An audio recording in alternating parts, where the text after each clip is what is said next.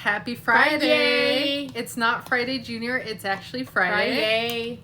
Friday. What are you saying? Friday. Yep, that's how excited I am too.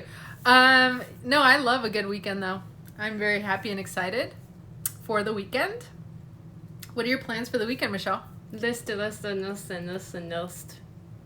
Non-stop listing. Okay, how many things do you plan on listing per day? Like, for example, 20. For example, today. No, today's day off. No, it's not. Today's day off. No, it's not. How many? Okay, fine. How many do you plan on listing tomorrow? 20. And Sunday? 20. Okay, how about today? Day off. There's no days off, all right? There's no days off in reselling. Today's day off. Today's the best day to list, relist, and send out offers because Fridays are paycheck days. Fine. Right? So that's the best day to list, relist, and send out offers. Happy Friday, Karen. How you doing? How's everything going in your neck of the woods? Aw, thank you so much. Hello, Hearts and Thrift.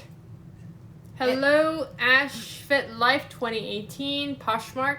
Yep, and good evening, Six Creative Concepts. Karen, she says that you two are always cheerful. Yeah, I mean, thank you so much for that. Yeah, definitely. We had our moments when I was getting 4 hours of sleep. I was a little edgy in the mornings, and getting more sleep definitely makes me very happy. Yeah. How about you, Michelle? What makes you happy? More. What makes me happy? What makes you happy? Yeah. Friday. Friday. Okay. I don't know why, but Friday makes me happy too. But today is Fun Facts Friday. Yes, it is. Fun Facts Friday. Okay, no problem. So yeah, we're gonna do Fun Facts Friday, and we're gonna, hopefully bring you some value with what we share with you today. As you know, that's what we hope to bring you always. We hope to bring you some value every single time we talk to you, interact with you.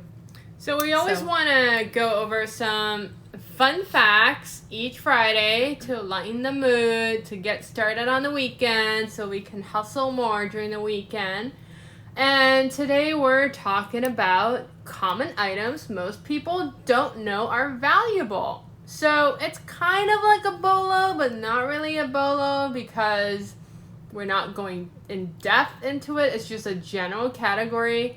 But they're really interesting. Yeah, so common items people don't know are valuable is good to know because if you're outsourcing or thrifting or shopping online, or even if you have things in your home or your family has things in their homes, you could pinpoint what they are, right?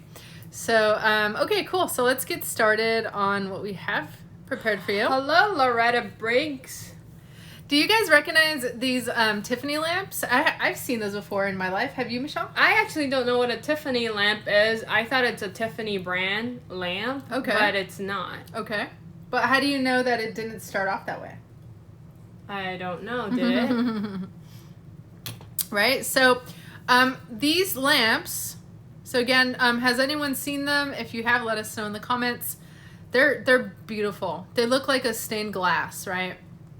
But in the form of a lamp, and they have like beautiful designs on them. The ones that we have pictured here have like gorgeous, hot pink, fuchsia pink, and yellow flowers on them, and they're just really lovely. But just so you know, we have a picture of one that sold July 21st for $1,400 on eBay. That's a lot for a lamp. That's a good amount of money. And so these lamps, if you ever run across them, you may want to look for them in antique shops. I don't think I've seen something of this caliber at a thrift store personally. Do you remember like your grandparents have something like that before? No, not to my knowledge. How about you? No. Yeah, not to my knowledge. I think my grandparents remodeled their homes. And again, this is not Bolo, Saturday, so we're not going into detail on each of the items. But if you guys know anything about them, please drop what you know in the comments. But the one thing that will make these as any item that's valuable that you find much more valuable is that you get it authenticated. Mm-hmm. right? Yeah. Because there are definitely a lot of replicas. Anytime there's a successful item, especially vintage, and especially nowadays, there are replicas being made. But you know what? If we go to the estate sale, I would totally not look at these lamps. I would just pass it. 100%. But yeah. now we know. Then we're gonna try and study it a little bit more. Exactly. So genuine Tiffany lamps, even though you saw the one that sold on eBay for $1,300, can go for up to $5,000 a piece. Wow. All right, let's go to the next one. This one is interesting. Cuckoo clocks. Cuckoo. Okay, we have definitely run across these in estate sales many times, but I don't think we've sourced any of them. No. So the key thing here is if you come across these clocks, make sure they're made in Germany because those are most valuable. Even if they are not working or missing a piece, still snatch them because people are going to fix them as a hobby. That's right. And the one that you see pictured here, it was sold on eBay. It was a vintage German Black Forest cuckoo clock. That one has nice artwork on it. And it sold for $4,850. And it was actually sold on a bid, on a bidding, like a bidding kind of system. That's a lot of money. Hi, good evening, Nikki. Glow Girl Glow. Happy Friday to you. I mean, if you go to an estate sale, they're not going to sell this for $1,000, so your profit margin would be extremely high. Yeah, the interesting thing about estate sales is yes, many of the people pricing are knowledgeable, but even if they're knowledgeable and they know that it's worth $5,000, there's no way they're going to sell it, like Michelle said, at that price. And there's no way people are going to pay for it. So a strategy on that could be to go on the last day of the estate sale when everything's 50% off and buy it then. Yeah. Okay. All right. So, hi, Clothed Humility. Happy Sunday to you. Where's everyone from? Please drop it in the comments. Saturday? I mean, Friday. I don't know why I said Sunday. All right, you do the next one because your grandma has one of these, right? Okay, so the next common item that can be very valuable is actually perfume, right? Because perfumes and then the perfume bottles that they come in. So funny because the one that we have pictured for $1,700, it was $1,750 sold on eBay. It was a rare Lalique Dove's perfume bottle. 12-inch huge sealed L'air du Temps by Nina Ricci. And it's funny that the type of perfume is Lalique because that's the only perfume I could wear that I'm not ridiculously allergic. So the Lalique perfumes, yeah. And so the smell of a Lalique perfume is always so light and very kind of natural smells in there. And I had a friend who used to work there, and actually she gifted me a bottle of, I think she gifted me or my mom. I don't remember, me, a bottle of Lalique. Do you still have it? No, I used the whole thing. But those are my favorite perfume smells. And the bottle was unique. So if you guys are not familiar with Lalique, they are Parisian. They're from France, Paris, France, and they're a crystal company. Mm-hmm. Like a higher end crystal company. Yep. So those bottles are collectible. So if you see like a beautiful crystal bottle of perfume and the lid of the perfume has a unique shape. I remember the one my friend gave me was gorgeous. It had a beautiful blue flower on it on the top of the lid. I remember my mom had a cabinet of perfume bottles, but yeah, had I known, I would have grabbed all of them. Yeah, you probably could have got good money. And even if you don't go to the caliber of this specific brand, if you look at some perfume brands that they no longer make, even if they're used, you can actually often sell those on eBay and get really good prices for them. Yep. Because people are looking for discontinued products. Yeah. And but thankfully perfumes do hold their smell for a long time. And okay, so Ashfit Life 2008 from Orlando, Florida. Ooh, how's that? I heard there's a hurricane coming. Hopefully, you guys are not impacted as much. That's right. It's a pretty big one. Hi, Tootsie Evla. Happy Friday to you. She says, had we known a lot of things. Well, we got to keep learning every day on the regular. We're all learning together. All right, let's move to the next one. I really like this one. Yearbooks. Isn't that crazy? Yearbooks are valuable. I did not know that. I really didn't know that either. Yeah, and we always look through people's like stationaries and books, and I would never like pick up a yearbook. So now we know. But this one is really cool. But let's find out, like, okay, why would you think that a yearbook would be valuable? I have an answer. Okay. So first of all, let's go through this first, and then I have an answer on the next slide. So first of all, this is if you have a yearbook that, you know, for example, you attended a school that a celebrity attended, those yearbooks are worth a lot of money.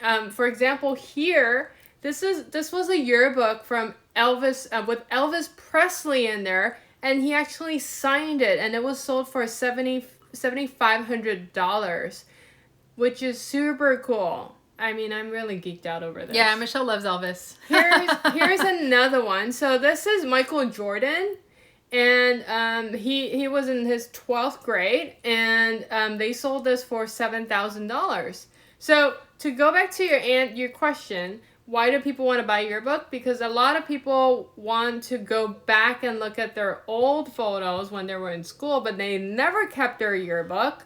So those are also worth money. So you're not just looking for yearbook with celebrities, you're also looking for any yearbook. That's true. Yeah, there's a lot of, I mean, you know, those things can get lost, or, you know, somebody just, it's memories, right?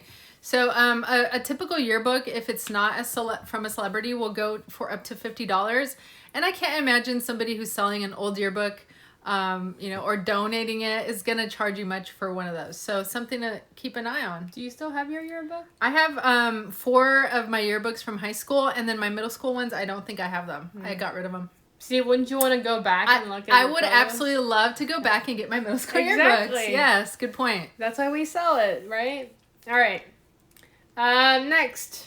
So the next one is rare trucker hats. And the one that you see here it's new with tag, but it's vintage. And they're not just like rare trucker hats. They're usually the vintage trucker hats. So this one with, it's, what's the name of that brand? It's John Deere. Mm-hmm. John Deere, it's green with a yellow patch and the deer in the front.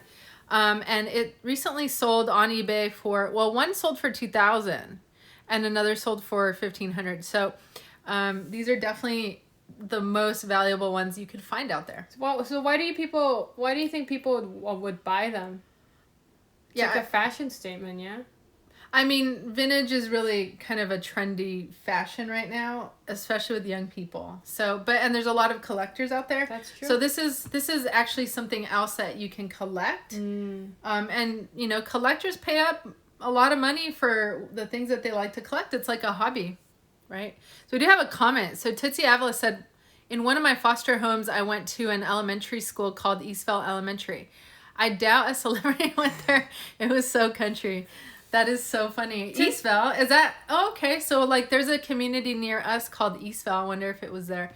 But I get what you mean. Like, yeah. Well, but you never know, because like Brad Pitt, who's a big time celebrity, and like he lives in LA, Los Angeles, but he came from like the Midwest. Yeah. In fact, when he first started acting, he had a big accent. Like he sounded like he was from a totally different place. So you never know, right? And you never know. Somebody in your class may want to buy a yearbook from your year. So that's a good point. Yeah, Maryland, California. Yeah, that's near where we are as well. Okay. All right. So this next item. So sorry, we kind of didn't really finish talking about the hats. So yeah, because you're wondering why somebody would want to, you know, get it. But they do tell a statement, and they are very trendy right now. Some of the other ones that are very popular are sports hats, beverage brands like Pepsi and Coca-Cola. By sports teams, we sold, you know, championship vintage trucker hats from the Lakers, from their 1984 championship. We sold a couple of those. And a lot of like machinery and vehicles are super duper trendy, maybe even tool companies. So like we're women, we probably wouldn't be so interested in these, but a lot of men are, right? And like a lot of men who, you know, they work outside, they need to wear a hat. And they do make a fashion statement. So for me, even though like I'm a woman, I actually really love trucker hats. I think they're really nice. I prefer those to regular hats because, you know, they let in air, and I could see why they would be attractive. Yeah. But anyway, you can definitely price these anywhere from between $25 to $1,000, depending on how rare they are. Yeah. Okay. All right. We can go to the next one. Next item, dolls. I always see these at estate sales. The surprising thing is, so the first time we sold our first set of dolls was a donation from a friend. She basically got them from another friend, and they're all beat up. Literally, the hair is like really tangled. Yeah, and I remember Michelle saying like, I don't want to sell these, let's just donate them. And I was like, well, let's just give it a try. There were like 7 of them. Right. Well, first of all, like you never know until you try or whatever. And we tried and they sold. As soon as she put them up, they sold really quickly. We sold them on Etsy. Basically, my listing says they need a lot of tender love and care because they're really, really, really beat up. I didn't sell them for a lot of money, but hey, it's free and it's free money. Yeah, why not, right? They sold well. We were happy with what we got for them. And even more recently, we purchased a doll at an online estate sale, for $12. This one had no brand or anything, but it had a beautiful, it looks like handmade dress, like a Victorian style dress. It was 3 feet. The doll was 3 feet, and we sold her for over $100 on eBay. So yeah, dolls are very much a thing. Who would buy these? Even if we're not personally into dolls, they are very much a thing. And yeah, so what you want to look for is you do want to look for brands because certain brands sell. And you can typically find the doll brand on the back of the neck of the doll, or on the feet. And yeah, and you'll have to look out on eBay and check out the comps and see what they're worth. Yep. All right, let's go to the next one. Next one you might be able to relate to because I was never a Girl Scout. Oh my gosh, I wish I had kept all of my patches from being a Girl Scout. But anyway, these are the one picture that we have is 33 Boy Scout patches went for $2,500 on eBay. Why? Good question. I back to nostalgia, back to collection. You know, all of these things they get paid up because they're collector's items. Did right? you have these before? Yeah, as a Girl Scout, I did have a lot of badges, and I wish I would have kept my uniform. I wish I would have kept my patches. But again, in the picture we're showing, there are 33 Boy Scout patches. They were sold via bid on eBay recently, July 13th, for $2,500. So be on the lookout for those, because if somebody is liquidating their estate or even in a garage sale, you may run across these seemingly ordinary items that are nothing but ordinary. So there are certain kind of patches. Again, you'll have to do your homework on this, but there's certain kind of patches that will sell for hundreds, even individually, if not thousands of dollars. And the ones, obviously, that are going to cost more or be worth more are the ones that are harder to find. Keep in mind, like, the Boy Scout and Girl Scout movement in the United States, it's very much part of the culture of the U.S. It's very much part of the history of the U.S. And, I mean, these could even be considered historical items. Yeah. So for me, like, I can understand. Just in general, guys, though, across categories, vintage patches do really, really well. Whether it be, you know, something connected to U.S. history, they do well and they sell well. Yeah. We have a couple of watchers for our U.S. Army patches. And then one final thing about these patches is that you want to look for the patches that are older than 30 years. So the ones that are, you know, considered vintage between 20 and 30 years old are going to sell for far less than the prices that you're seeing here in the picture. Cool. So Tootsie Avila says, at estate sale, I rarely see children's things. Why do you think that is? Yeah, like what kind of children's things are you referring to, Tootsie Evla? Like we see toys and stuff. Yeah, right? we've seen toys at estate sales. Oh, that's a good question. If you're talking about you know, like children's things, like recent children's things, that kind of makes sense because a lot of estate sales are from older folks that That's pass true. away. And so I would imagine that they don't usually hang Have on kids, to yeah. many of the children's things. And we have run across a few, and we were thinking maybe those were like their grandchildren's things that they had Yeah. in their homes. So yeah, but a lot of our vintage board games that we have purchased and sold have been from estate sales. Yeah, correct. Okay, next item is sewing patterns. So, I don't know if you guys are familiar. I've never encountered these before. So they're basically vintage sewing patterns. Fashion designers, crafters, and costume makers buy them all the time. There is a specific one that's worth a little bit more. Yeah. It would be Vogue Paris.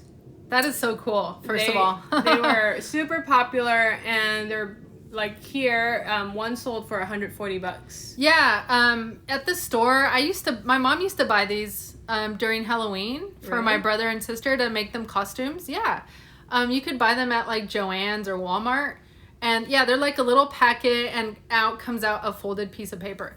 So if you are to find any vintage ones, they are worth money. And it makes sense because like how cool would it be that you find a vintage pattern from like the 50s and you can literally recreate it at home with your sewing machine. That's true. I think that is so fantastically Oh, cool. that makes sense. And the amount of, you know, crafty people out there that are like, Yeah. I mean, this is nothing compared to how many outfits you could make Yeah. from that one pattern. So, super duper cool.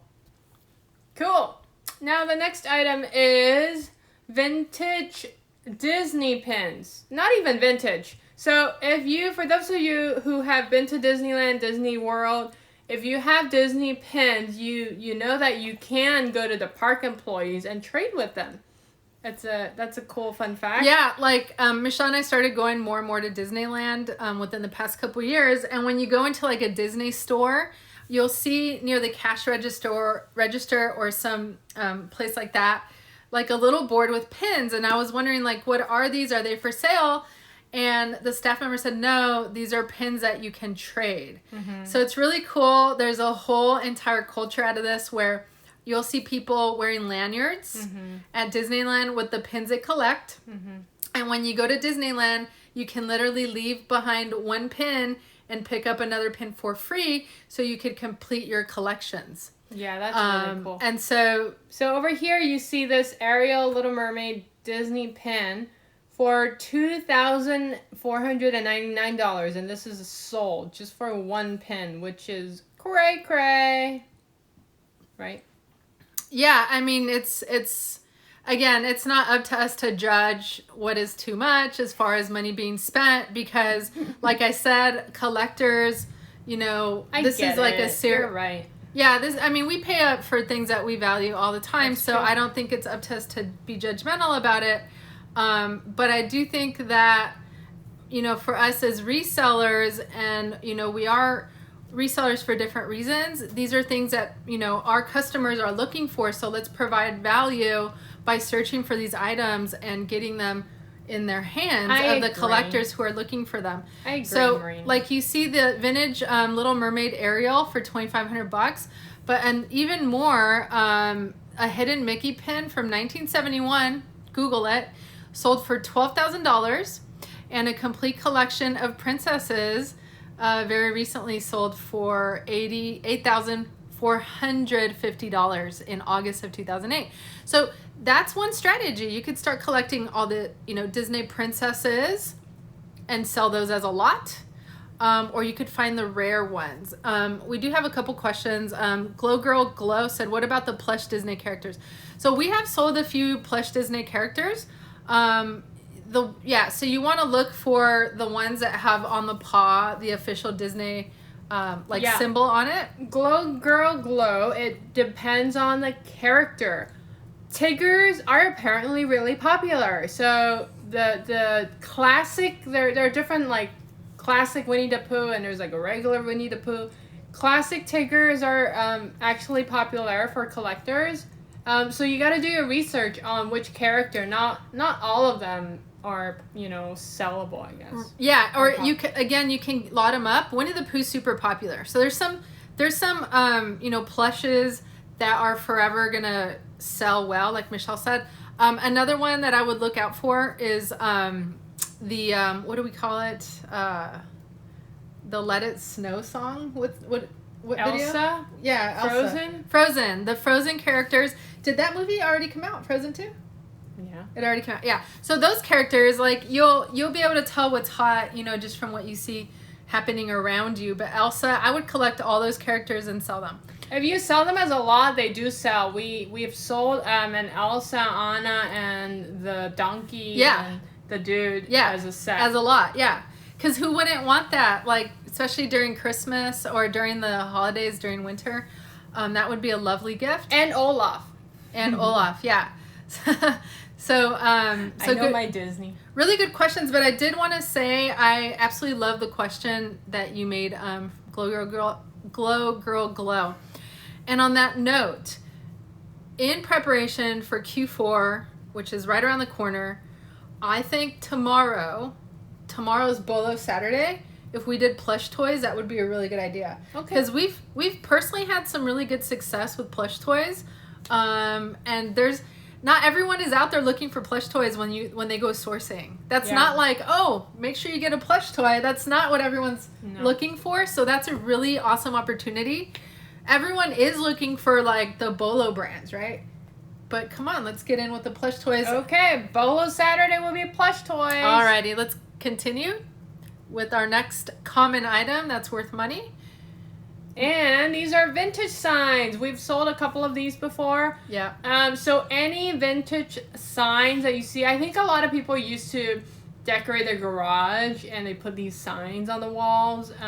So this one you see here is a Texaco vintage sign from 1940s, 1950. It was sold for $3,450. So look for specific brands like beer, alcohol brands, gasoline, car companies. Those are all really popular. Yeah, what we ran into were a couple of vintage bar mirrors. So that's something you want to look out for as well.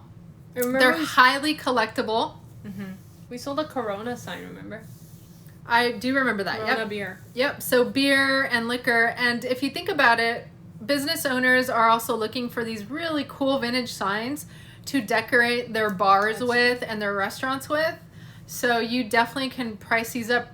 Anything vintage, honestly, is like just so valuable because there's not a lot available. Yeah. So Coca-Cola is a really good one too. Exactly, yeah. Coca-Cola and Pepsi. Yep. All right, we're going to go to the next one. Next one, My Little Pony toys. Did you have these before when you grew up? I did not, but I think my sister did. I used to watch a cartoon, I remember. So some of them are actually really valuable. So you got to make sure, though, you need to know the name of the pony. And there is a thing called the Strawberry Reef Identification Guide, which tells you what ponies, who's what pony, I guess, how you find out what names. And so this one was sold for $1,156. And it's a pony with a long tail and a long hair on the tail, so they call it Rapunzel. Mm-hmm. It's crazy. It went for $1,156. But again, look at the picture. People collect these.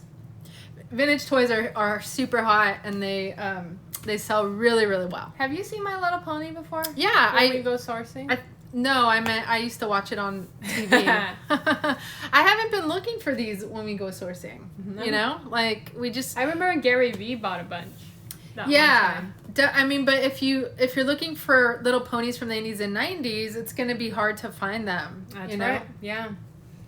All right, Marina, you're the expert on this. Yeah, so the last one we have of normal items that are really valuable are first edition books. So anytime you come across older books, check out the editions on there. The first edition Harry Potter book believe it or not, is selling for $7,500. So there's a lot of Harry Potter books available that are first edition, because even when it first came out, everyone bought one. And so, yeah, something worth looking into. And I also, we follow some booksellers, resellers who only focus on selling books.